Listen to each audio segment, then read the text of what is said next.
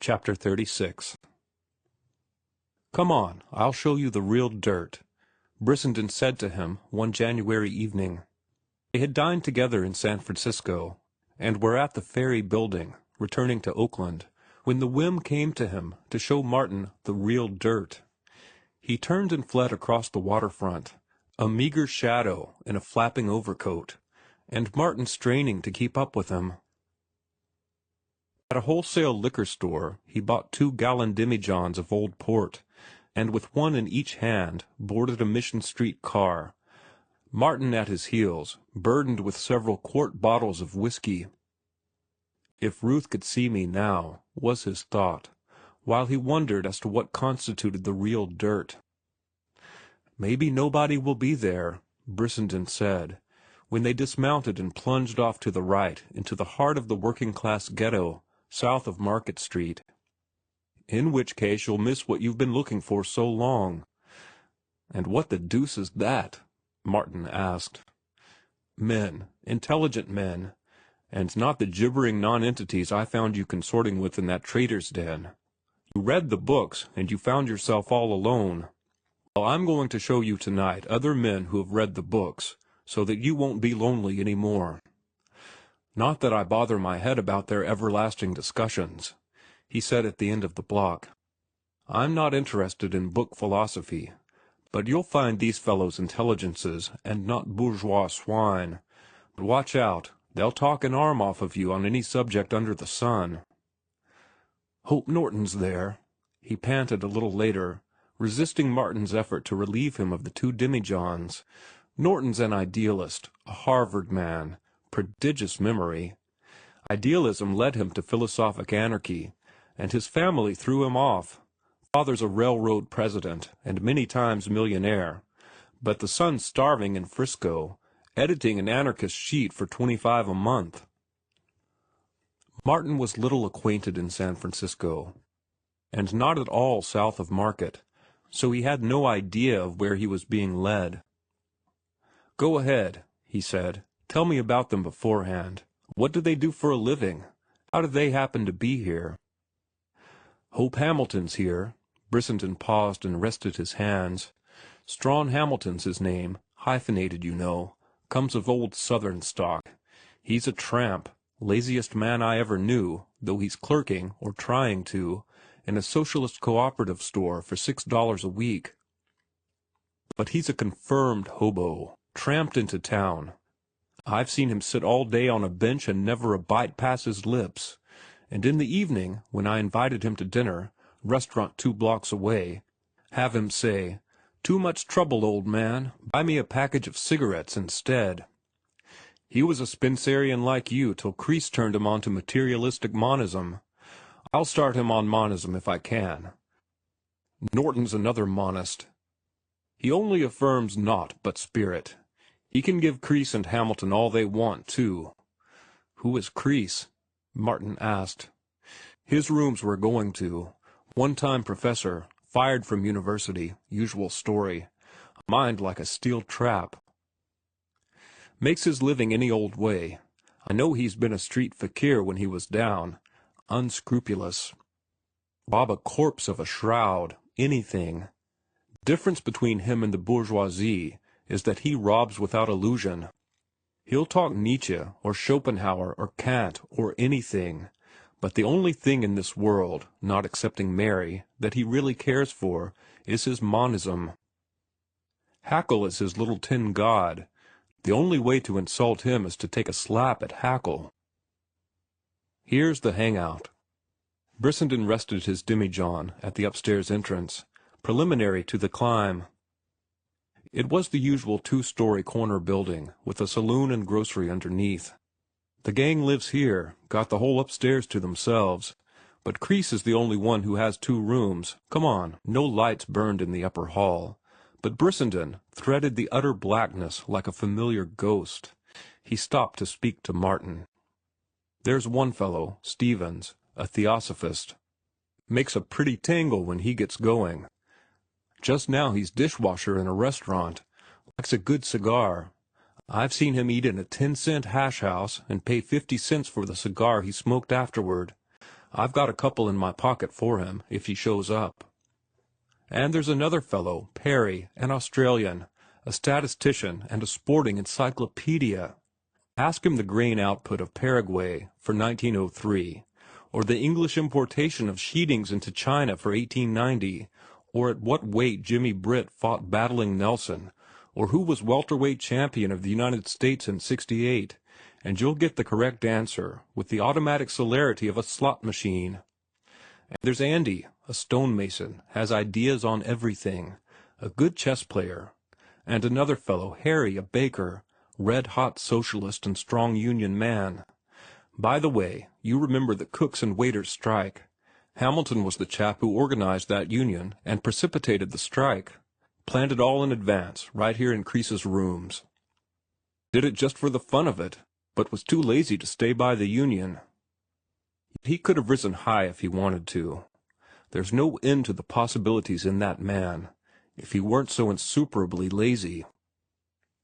Brissenden advanced through the darkness till a thread of light marked the threshold of a door. A knock and an answer opened it, and Martin found himself shaking hands with Crease.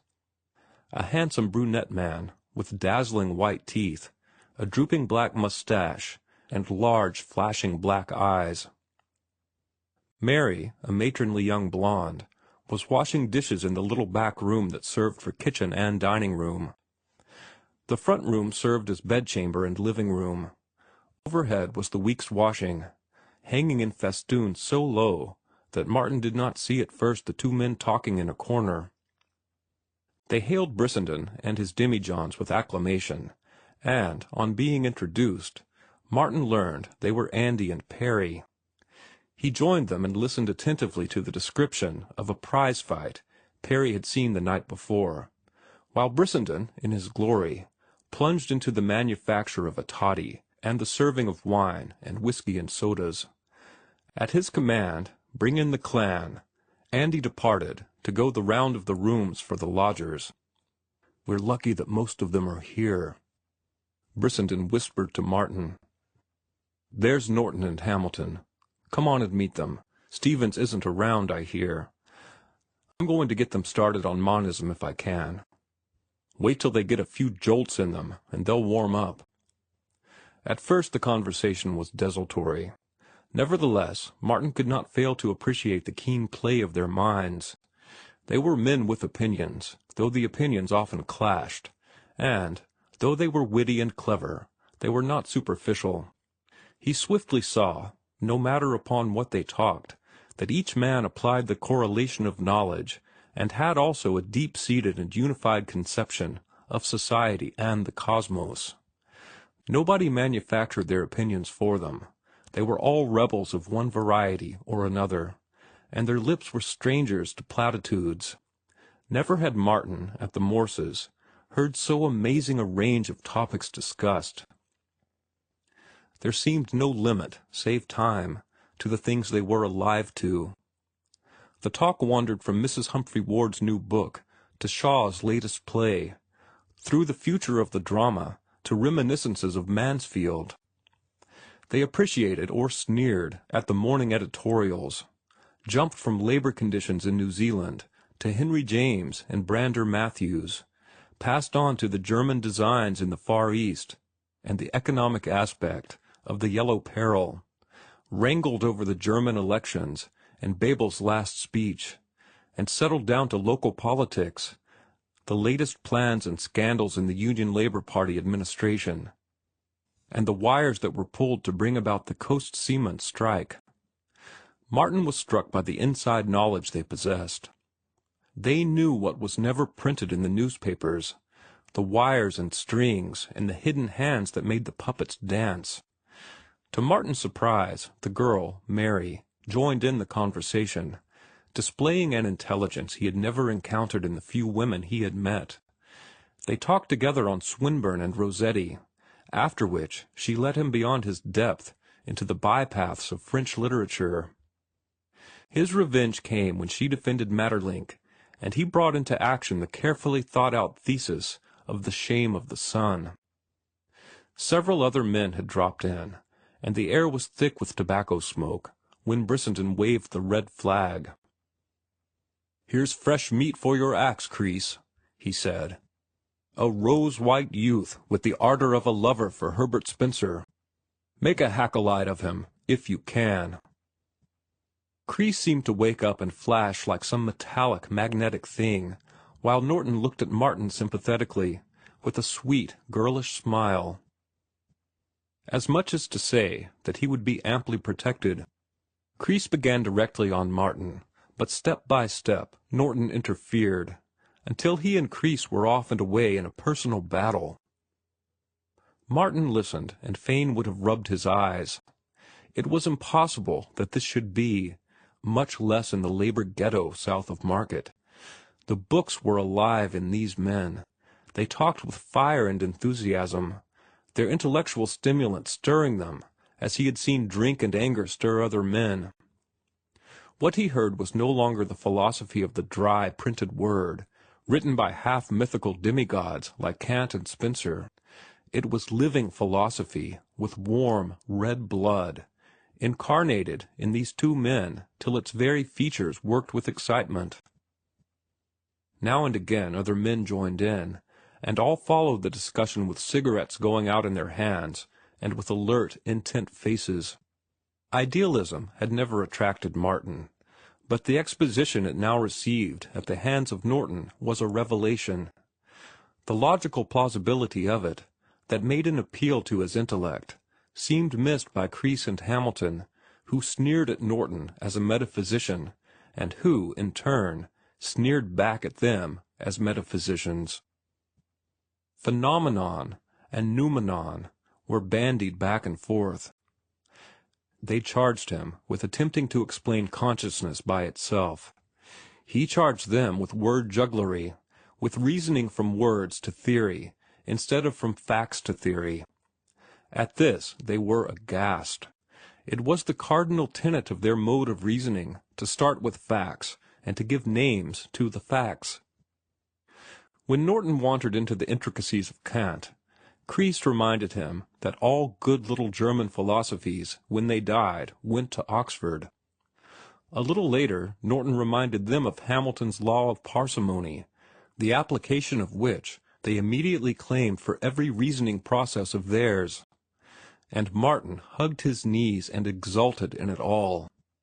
But Norton was no Spencerian, and he, too, strove for Martin's philosophic soul, talking as much at him as to his two opponents. "You know Berkeley has never been answered," he said, looking directly at Martin. "Herbert Spencer came the nearest, which was not very near. Even the stanchest of Spencer's followers will not go farther.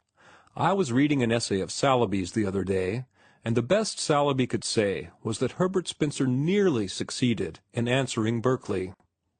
"You know what Hume said?" Hamilton asked. Norton nodded, but Hamilton gave it for the benefit of the rest. He said that Berkeley's arguments admit of no answer and produce no conviction. "In his, Hume's mind," was the reply. "And Hume's mind was the same as yours, with this difference. He was wise enough to admit there was no answering Berkeley."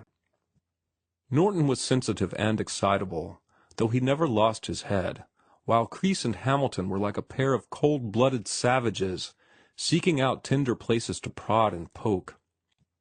As the evening grew late, Norton, smarting under the repeated charges of being a metaphysician, clutching his chair to keep from jumping to his feet, his gray eyes snapping, and his girlish face grown harsh and sure, made a grand attack upon their position. "All right, you Hackleites. I may reason like a medicine man, but pray how do you reason? You have nothing to stand on, you unscientific dogmatists with your positive science, which you are always lugging about into places it has no right to be. Long before the school of materialistic monism arose, the ground was removed so that there could be no foundation. Locke was the man, John Locke, 200 years ago, more than that even. In his essay concerning the human understanding, he proved the non-existence of innate ideas. The best of it is that is precisely what you claim. Tonight, again and again, You have asserted the non-existence of innate ideas. And what does that mean? It means you can never know ultimate reality. Your brains are empty when you are born. Appearances, or phenomena, are all the contents your mind can receive from your five senses. Then noumena, which are not in your minds when you are born, have no way of getting in. I deny. Kreese started to interrupt. You wait till I'm done, Norton shouted. You can know only that much of the play and interplay of force and matter, as impinges in one way or another on your senses. You see, I am willing to admit, for the sake of argument, that matter exists. But what I am about to do is to efface you by your own argument. I can't do it any other way, for you are both congenitally unable to understand a philosophic abstraction. And now, what do you know of matter, according to your own positive science? You know it only by its phenomena, its appearance. You are aware only of its changes, or of such changes in it as cause changes in your consciousness. Positive science deals only with phenomena, yet you are foolish enough to strive to be ontologists, and to deal with noumena. Yet, by the very definition of positive science, science is concerned only with appearances. As somebody has said, phenomenal knowledge cannot transcend phenomena. You cannot answer Berkeley, even if you have annihilated Kant, and yet perforce. You assume that Berkeley is wrong when you affirm that science proves the non-existence of God, or, as much to the point, the existence of matter. You know I grant the reality of matter only in order to make myself intelligible to your understanding. Be positive scientists, if you please, but ontology has no place in positive science, so leave it alone.